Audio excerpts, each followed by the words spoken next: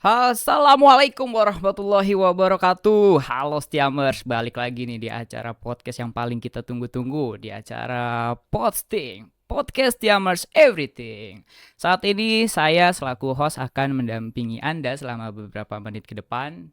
Perkenalkan, nama saya Denny Arya Putra. Saya adalah mahasiswa Stiami dari Prodi Manajemen Komunikasi dan saat ini saya sedang menjalani dalam semester 3. Dan kali ini saya ditemani salah satu dosen paling familiar nih yang mungkin udah nggak bakal orang siapa sih yang nggak tahu lagi.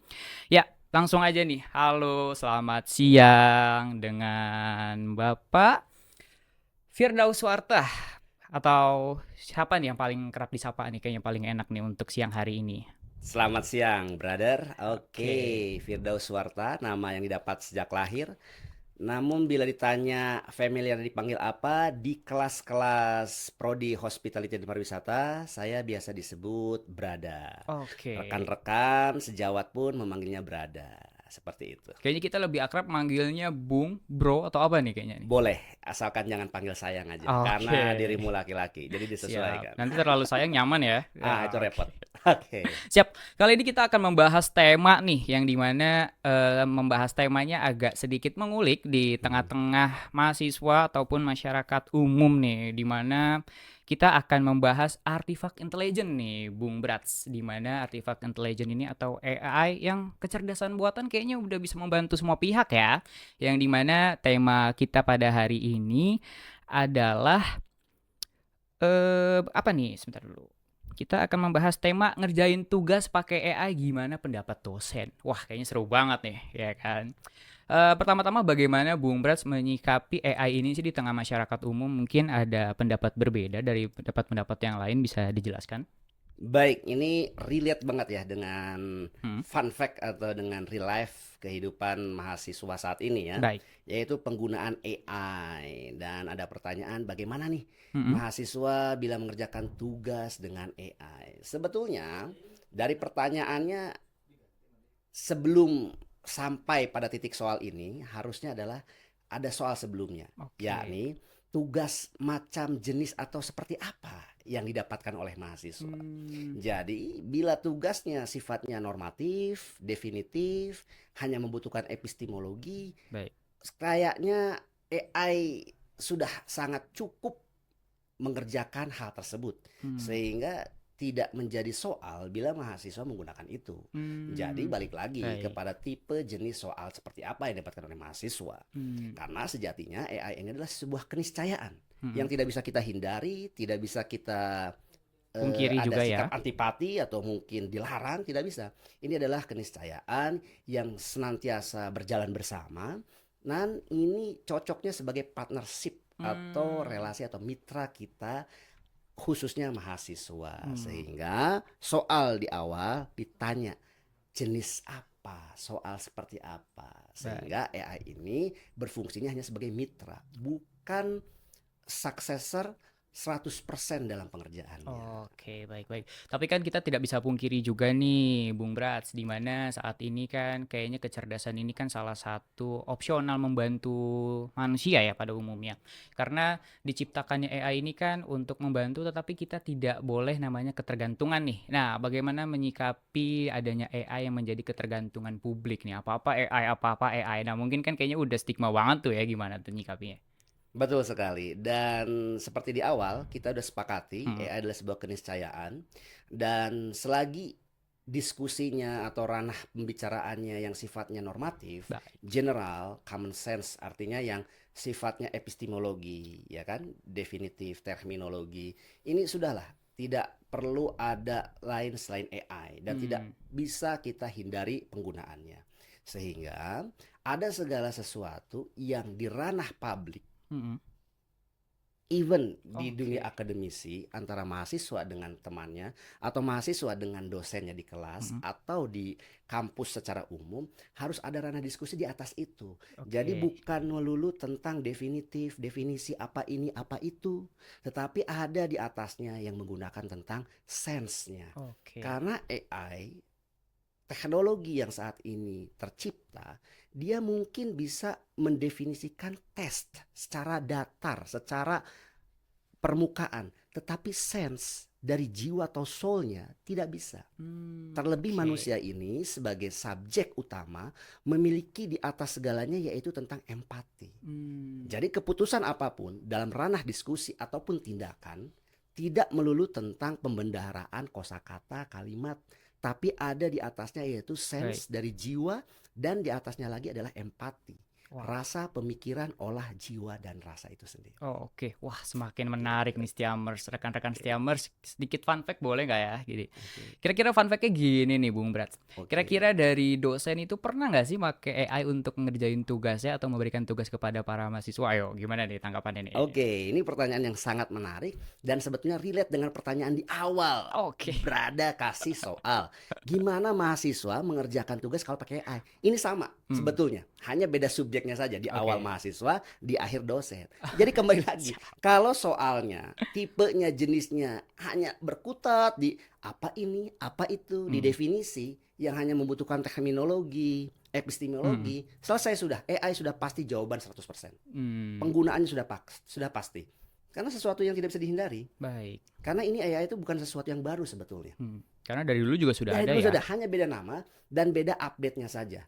Oke. Baik. Nah, apabila dosen memberikan tugasnya tadi seperti di awal saya ungkapkan, selesai sudah. AI pasti digunakan 100%. Tapi bila dosen itu memunculkan sebuah studi kasus berdasarkan pengalaman, oke, Baik. dan di situ ada sisi-sisi sense dan empati yang ditonjolkan dalam menggambarkan sebuah situasi Baik. atau kondisi yang terjadi saat ini, tentu AI tidak cukup dalam membantu pembuatan soal tersebut. Oke, rekan-rekan Stiamers, kita juga nggak bisa pungkiri nih berarti kalau misalkan penggunaan AI itu tetap harus difilter lagi-lagi, tetapi tidak boleh sepenuhnya kita percaya.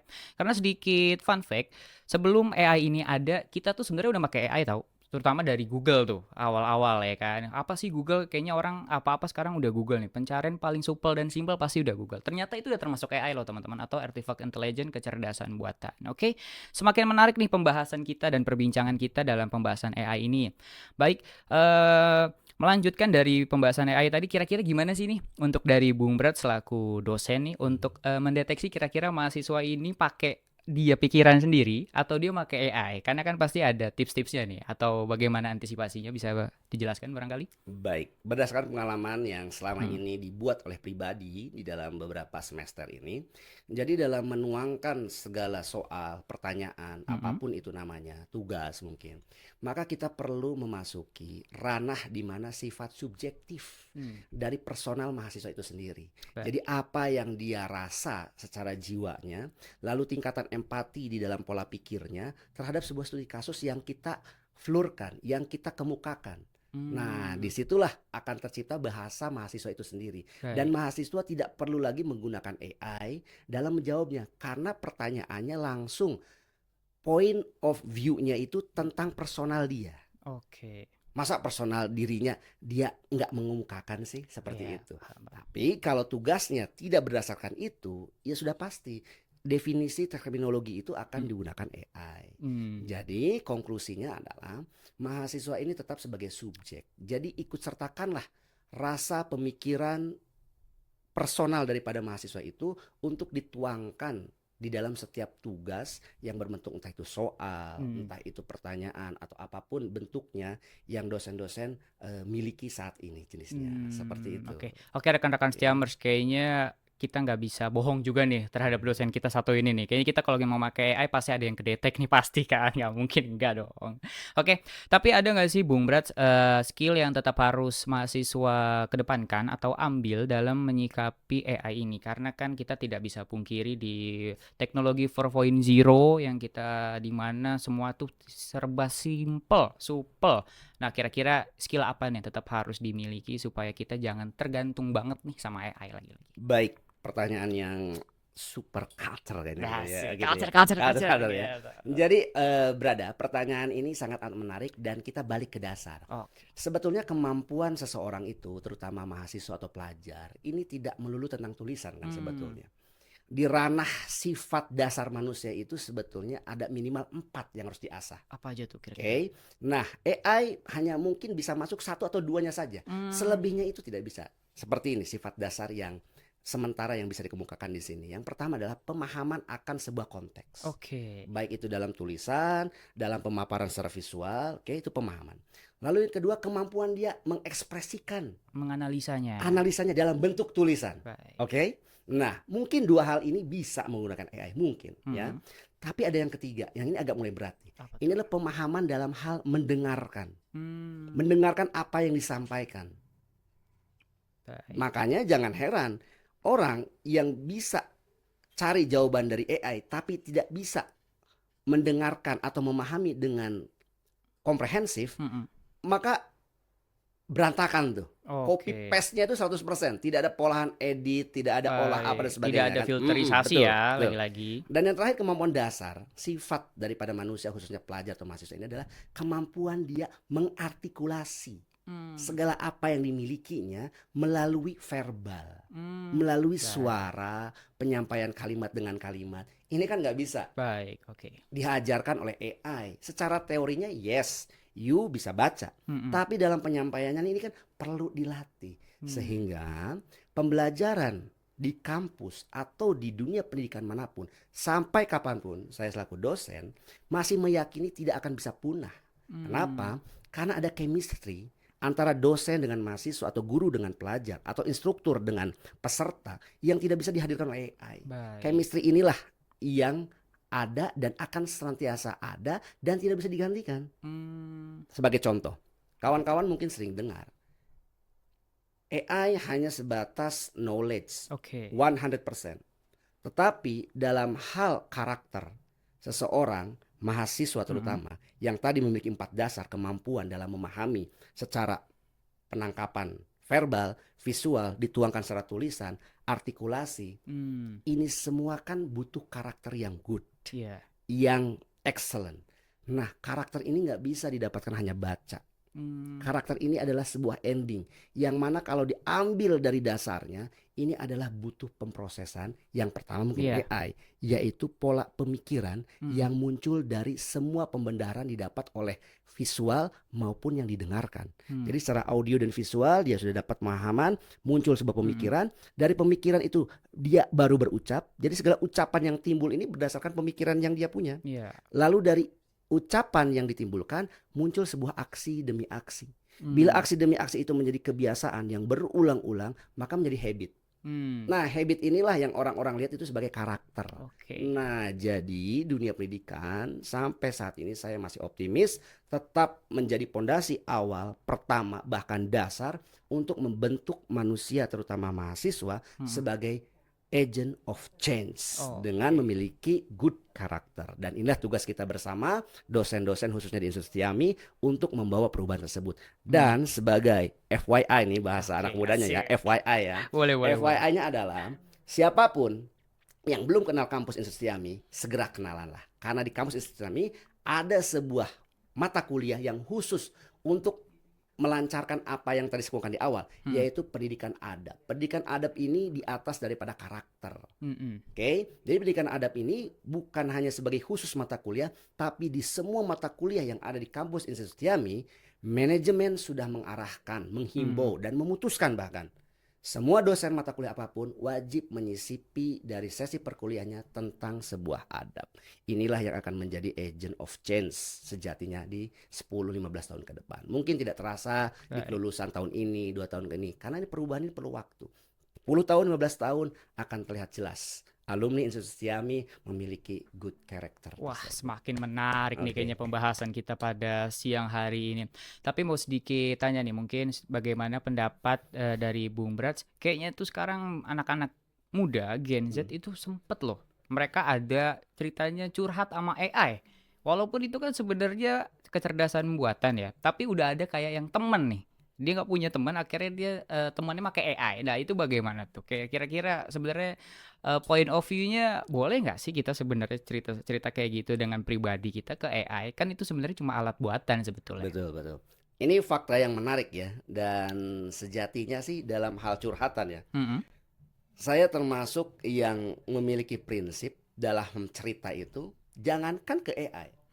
Terhadap diri sendiri saja selaku pembicaranya, selaku pelaku curcolnya, Yes. plus pendengarnya, itu it's okay. Mm-mm. Jadi cerita sendiri, didengar sendiri, itu nggak apa-apa. Mm. Terlebih sekarang ada AI yang ada responsifnya mungkin, Iya. ya it's okay menurut saya. Karena itu kan hanya sebatas cerita. Hmm. Seperti itu. Dan sejatinya cerita jangankan ke siapa-siapa, ke diri sendirinya pun dipersilakan dan Iya. diperbolehkan. Oke, Dan berarti itu adalah salah satu bentuk keunikan kita sebagai manusia oke. yang butuh meluapkan apa yang ada dalam hati dan pikiran. Oke, berarti seenggaknya selain cewek yang butuh didengerin, cowok juga bisa nih. Ya kan? Jadi jangan cewek Betul. doang, dengerin aku dong, dengerin aku. Ternyata AI juga bisa loh. Wah, semakin Betul. bagus sih pertanyaan kita dan juga pembahasan kita ya, rekan-rekan. Oke. Oke, melihat dari masifnya perkembangan AI kan sekarang AI udah macam-macam nih. Contohnya ada ChatGPT paling familiar pastinya. Terus juga ada Chat Gemini. Kira-kira Bung Brats makainya apa nih untuk kebiasaan dirinya pribadi? Sejauh ini sih semua yang all free saya pakai semua. Oke, yang penting gratis ya. Yang penting Nggak free. bayar. Betul. Karena kan sejatinya hanya sebagai partner, Iya. tidak untuk sebagai 100% dia pelakunya. Iya. Jadi Karena sebagai kita partner mitra ya pakai yang free saja. Oke, karena Apapun kita namanya. kebutuhan harga UMKM ya. Betul sekali. Oke. Melihat dari mahasiswa kita yang sering banget nih make AI, tetapi terkadang kan AI juga nggak bisa dipakai kalau kita tidak mempergunakan nih. Kira-kira filterisasi apa nih yang tetap harus kita asah ataupun filterisasi yang mungkin tadi Bung Bras bilang, tetap nih kita make AI, tetapi jangan sepenuhnya percaya karena itu kan hanya rangkuman ya dari data-data apa yang kita tanyakan. Nah, kira-kira memfilter itu sebagai apa? Karena kan dari mahasiswa-mahasiswa nih, Stiamers, rata-rata Ctrl C, Ctrl V, kirim. Nah, yang penting bodo amat di tugasnya gitu kan. Nah, itu gimana nih seenggaknya? Itu dia yang di awal sudah dikemukakan. Iya. Jadi ya ChatGPT atau apapun namanya yang similar dengan itu, ya hanya sebagai partner, sebagai Baik. mitra. Jadi selagi itu hanya untuk update tentang apa yang terjadi, so far so good, it's okay. Namun kesananya kan ada perlu pengeditan. Nah, di editan itu kan bukan hanya sebatas kalimat yang didapat, tetapi juga ikut serta kontribusi tuh hasa, pikiran di personal mahasiswa itu untuk disertakan dalam kalimat-kalimat yang dia dapat dari Oke, AI. baik, Seperti baik, baik. itu. Jadi ada subjektivitas dari personal mahasiswanya. Oh. Masa subjektivitas sama sih dengan itu kan nggak mungkin. Iya. Seperti itu. Baik, berarti seenggaknya rekan-rekan Stiamers nih kita tetap harus hati-hati betul dan juga bijak dalam penggunaan artefak intelijen ini atau kecerdasan buatan. Karena kita nggak bisa pungkiri, semakin berkembangnya teknologi nih rekan-rekan Stiamers, kita juga harus melek kalau kita tuh tetap harus up to date dengan situasi teknologi masa kini gitu. Karena dari AI ini nih, Bung Brats, yang awalnya dulu kita mau ngedit gak usah capek-capek, tinggal ketik di AI, tolong buatkan saya ini, udah cepet, lebih simpel, lebih supel. Tapi kayaknya makin lama bikin sifat mager ya, nggak mau gerak. Nah itu gimana nih, maksudnya apa-apa orang udah mager, akhirnya mengandalkan selalu AI, selalu AI. Nah itu gimana nih? Baik dan sangat menarik. Dan kembali lagi ke awal.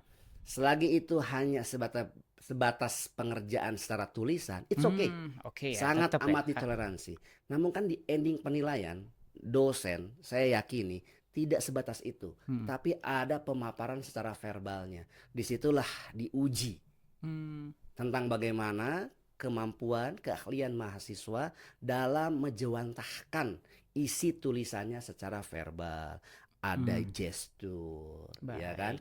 Ada intonasi dan ada pemikiran dia secara subjektivitasnya. Seperti itulah ending daripada proses pembuatan tugas atau apapun. Jadi dalam tulisan itu bukan akhir dari segala penilaian. Dan saya pro akan efisiensi pembuatan seperti itu. Tapi kan dalam mempresentasikan, menjewantahkan itu kan harus ada berdasarkan pengalaman. Baik. Beda kalau ada beberapa memang dapat tugasnya nggak sampai tahap situ, hanya nah itu berarti sudah kembali ke pribadi-pribadi setiap pemberi tugas dan mahasiswanya. Oke, Seperti baik-baik. itu. Tuh, rekan-rekan Stiamers tetap harus lebih difilter lagi. Jangan apa-apa kita mengandalkan AI juga nih. Nah, tapi kayaknya ada pertanyaan yang menarik nih, Bung Brat. Kira-kira di penggunaan AI ini gimana sih di pendapat dosen? Apakah masih menjadi hal yang tabu atau enggak? Karena kan masih banyak simpang siur pro dan kontra nih. Rata-rata bagaimana menyikapi itu dari Bung Brat terhadap dosen sendiri? Ini menjadi diskusi yang selalu tiada akhir. Hmm. Pro kontra selalu terjadi. Bola salju soalnya. Betul.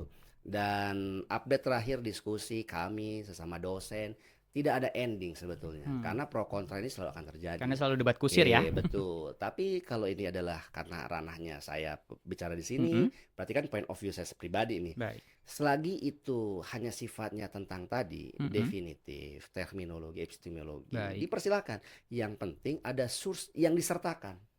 Jadi dalam pengerjaan apapun yang sifatnya penjabaran harus ada source-nya. Jadi tidak hanya sebatas dari AI dapat jawaban. Ini kata siapa? Dunia akademisi sudah mengerti akan hal itu. Mahasiswa sudah terbiasa akan hal itu.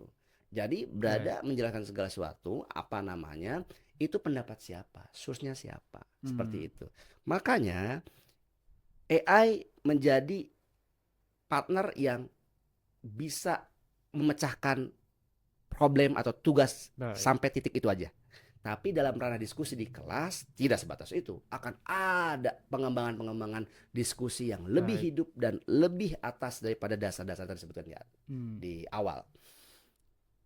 Dan pembelajaran di kelas itu tidak melulu tentang definisi kan, karena kita harus menghidupkan kelas. Minimal saat kita masuk dalam ranah sesi face to face atau luring di kelas, kita akan munculkan kita mau belajar apa nih di kelas ini. Kalau sebatas definisi ya nggak perlu kita jumpa. Tapi kan ada benang merah, kita mau dapatkan apa hari ini, kita mau belajar apa hari ini. Nah ini kan penghidupan suasana oleh dosennya. Oke. Karena gini rekan-rekan Stiamers, ternyata AI ini itu juga sudah didukung loh ternyata sama Mendikti, terutama sama Prof. Stella yang selalu kayaknya mensosialisasikan banget nih AI. Karena di Indonesia itu penggunaan AI itu masih tabu loh lagi-lagi. Apa sih AI? Apa sih AI? Nah, jadi mungkin ini yang lebih harus disosialisasikan ya barangkali dan harus lebih dimasifkan lagi karena setiap pendidikan tinggi ataupun perguruan tinggi itu sudah harus melek akan digitalisasi dan juga teknologi. Bagaimana mendukung program-program pemerintah pusat maupun yang lainnya gitu. Bagaimana Bung Bras melihat sosialisasi dari Mendikbud gitu dari Prof Stella dalam mensosialisasikan AI kepada masyarakat. Ya, berarti kan dosen-dosen yang awalnya sudah pro, tinggal mereferensikan lagi. Di atasnya ada nih Prof Stella yang selaras, sejalan dengan ide pro-nya itu. Ya tinggal didistribusikan. Tinggal hanya saja penggunaannya. Memang AI diperbolehkan, tapi ya ada proses edit lah. Nah, dalam edit itu saya termasuk yang pro juga akan mahasiswa itu edit dari awal. Kenapa? Karena mau tidak mau saat proses edit dia akan baca kata demi kata yang dia torehkan. Paham. Karena dalam pedagogiknya, ilmu dasar pendidikan yang dulu pernah saya dapat, khusus pedagogik di beberapa rekan, bukan hanya tanah air, tapi rekan-rekan pelajar dari berbagai negara, itu kekuatan kita membaca, itu adalah kekuatan 10 kali kita dalam hal melafalkan. Baik. Jadi kalau bahasa religinya satu ucapan adalah doa. Baik. Nah, bila dijemantahkan dengan tulis nih, double nih dia. Nulis, dia tulisnya sekarang nggak manual ya, ketik, tulis artinya kan, edit nih, tulis. Maka dia akan baca, entah itu dalam dirinya atau disuarakan, diverbalkan. Maka terbentuklah personifikasinya menjadi kekuatan yang 10 kali lipat. Jadi even dia nggak pernah belajar sebelum-sebelumnya, dengan adanya tugas, pengerjaan, pengeditan, maka kekuatan dia 10 kali pengucapan itu didapatkan oleh mahasiswa itu. Jadi kita arahkan, bukan kita lepaskan begitu saja. Kalau kita lepaskan yang tadi di awal, ada orang hanya copy paste aja udah, sampai titik komanya, logo-logo semuanya persis. Templok-templok aja ya, templok-templok aja nih bahasanya. Seperti itu. Oke. Berarti seenggaknya filterisasi dan juga implementasi tetap harus dikedepankan nih dari para mahasiswa, dari para dosen gitu ya, balik lagi. Karena kita nggak bisa pungkiri nih Bung Bras dan juga rekan-rekan Stiamers, justru nanti 10 tahun, 15 tahun atau 20 tahun ke depan kita yang lebih kudet daripada anak-anak yang lebih daripada kita gitu kan, karena sekarang udah gen alpha nih yang dimana gennya udah serba teknologi dari kita dulu milenial dan juga mungkin gen Z udah kayak agak tertinggal nih, soalnya ponakan saya apa udah YouTube aja taunya, justru lebih pintar dia daripada saya nih. Bagaimana Bung Bras kayaknya melihat gen-gen alpha ini di masa yang akan datang terhadap perkembangan AI yang nantinya akan semakin wah kayaknya gitu. Baik, Kembali lagi, pondasinya adalah instansi pendidikan yang di awal kita sudah Mhm. yakini tidak akan pernah punah. Tidak, ini bagi yang pro tentunya ya, Iya. bagi yang kontra masih perdebatan. Bagi yang pro, tinggal diarahkan Hmm, penggunaan teknologi yang saat ini sudah ada. baik. Sehingga update segala sesuatunya, kami dosen-dosen yang pro, ya sangat pro juga. Karena Hmm, update ini milik siapapun. Karena ini keniscayaan. Yang dulu orang ingin dapat informasi dengan manual. Contoh, brother pengen tahu informasi tentang objek wisata harus datang ke information center, tanya manual. Ini contoh baik. kecil. Kita dengan satu kali scroll update informasi tentang apa yang kita mau Hmm, sudah muncul update di situnya. baik. Karena keniscayaan teknologi ini menghadirkan 3 unsur: real time, Hmm, accurate, dan adanya relevansi. Jadi hmm, relevansi, akurasi, dan real time itu ini keniscayaan. Dan baik. itu ada di teknologi yang saat ini kita punya. Jadi Gen Alpha bagi kita yang pro selaras perjalanannya. Hmm, Justru kita akan mengarahkannya lebih mudah dan Gen Alpha akan baik. sinkron dengan kita yang pro. Yang menjadi debatable ini kan bagi yang kontra nih. Iya. Ya silahkan. Bagaimana formulasinya untuk mendiskusikan itu terhadap gen-gen yang akan muncul di hadapannya. Karena ini, Bagaimana tuh mendiskusikannya, ya kan? iya. Itu berarti mungkin ada sesi berikutnya hadirkan dosen yang kontra mungkin Iya. terhadap penggunaan AI. Seperti itu. Iya, kayaknya semakin menarik Oke. tapi sayang banget di rekan-rekan Stiamers kita udah di penghujung acara yang dimana nanti kita akan melakukan pembahasan-pembahasan atau tema-tema yang lebih menarik lagi ke depannya. Jadi stay tune di podcast Institut Stiami dan juga terima kasih nih kepada Bung Bers sudah meluangkan waktunya untuk berbincang dengan saya dengan tema yang seru banget, asik banget, tapi kita pembawaannya santai sambil seru-seruan. Siap. Baik, akhir kata saya Dedi Arya selaku host menyampaikan pamit.